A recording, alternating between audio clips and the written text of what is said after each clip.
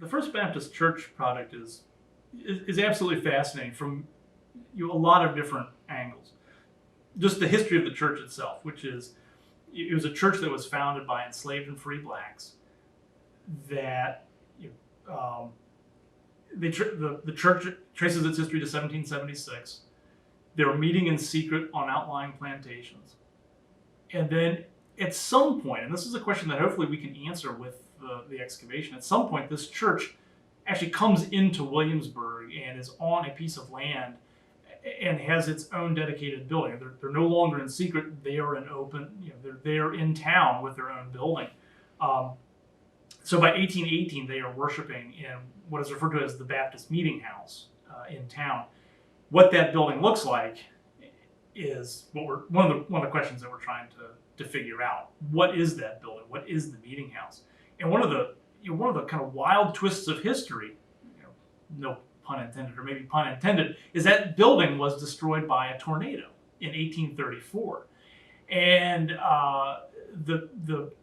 just prior to that, 1832, Nat Turner's Rebellion, the congregation had come under serious restrictions. Their building is destroyed in 1834, and then for about 20 years, it's kind of nebulous, kind of unknown where they are. They're still congregating, but where exactly and how much they're being able to meet is unclear. But by 1856, they come back to this property and they build a large brick church, which stands for the next 100 years as their church. And so the congregation worships there until 1955, when Colonial Williamsburg purchases the property and helps them to move out of town, directly out of the historic area, and then Colonial Williamsburg consequently demolishes their church because it's a 19th century structure and it's part of the restoration efforts.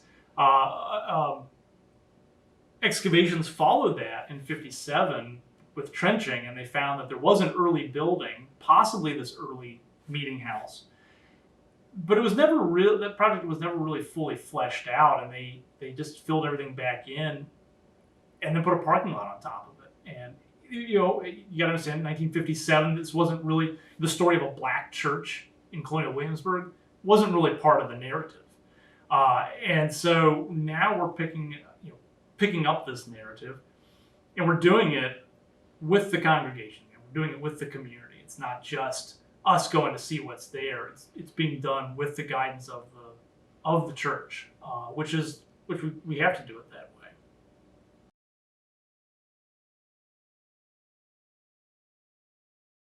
At the very beginning of the First Baptist project, actually even before there was a project, we sat down with church leadership. Because I think that's important to stress, is that the church still exists, the community is still here.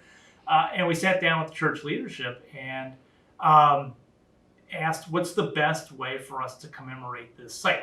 The only thing there was a plaque, and it wasn't even on the right site because there was a parking lot there. And we all realized that, well, the best way to commemorate it is to understand more about it so that we can figure out how to commemorate, how to interpret it. And right away, with the partnership of the church, we decided that we would do an exploratory excavation. And prior to doing that, we convened a large group of stakeholders that would be involved with this project, both the church itself, members of the Black community, members of the faith community in Williamsburg, members of the museum community, and just to get everybody on board before we started our project. And right now we're at a stage in the project where we are ready to, we needed to answer the question first of, is there anything to find there? Did the parking lot or other later disturbances destroy anything that would help us to understand and interpret this site? And we know now that the answer is there's plenty of stuff there that's left. And now it's really up to us to turn back to the congregation, back to the community, and say, we know we can answer questions. Here are the really good things archaeology can do. These are the questions archaeology is really good at answering. What do you want us to focus on? What are your questions? Of course, we want to know where the building is. We want to know what the building looked like, and we would want to most likely reconstruct that building. But what do you want us to focus on? All these things that we're really good at. What do you want us to do? So we're kind of at that stage now of turning back to the community. But they've been with us the whole way, and it's just it just makes a big difference when you've got someone, they've got our backs, we've got their backs, But we open up the site to, these open houses, bring people in, and it's very rewarding. And it's moving for us to see people moved by it when we show them, well, here's the foundation of your church. And yeah, it's cool to us as archaeologists. But then when we see people emotionally moved by what they're seeing, it makes us realize how important our work can be and should be.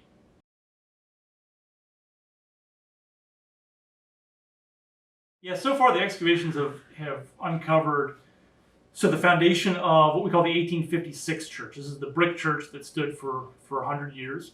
We found an earlier foundation, much smaller foundation, that is underneath the 1856 church. What that building is, we don't know yet. It's possible, and it's very tantalizing to think that it is the earliest version of the church, that it's the meeting house that is referred to in 1818. But from an archaeological perspective, I mean, those are cool, but from an archaeological perspective, we've also found that there's intact stratigraphy. so all archaeologists that are watching this know that that's exactly what you want. So stuff that hasn't been completely disturbed and churned up. And I think there's going to be features galore. Just in one 2x2 unit, we have 2 foundations, 3 post holes, an intact, possibly midden layer. This is just in one 2 meter by 2 meter unit. So we've got an entire quarter-acre lot left to look at.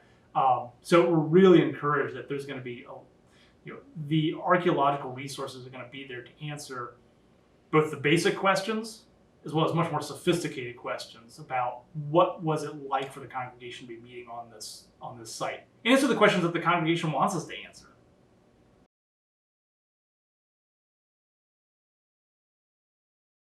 We're going to launch into a very intensive phase of excavation and research that's going to last about 1.5 years. And we'll do that right after sitting down with the community and getting questions from them, getting guidance from them on how we should proceed.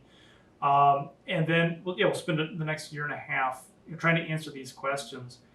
And right now, we're, as most folks know, archaeology is not an inexpensive proposition.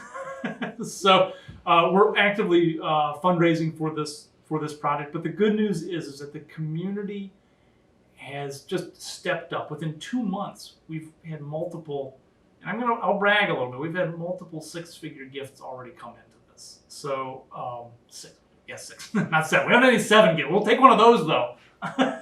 But which that just shows when you do a project that is community based like this, that is so important to understanding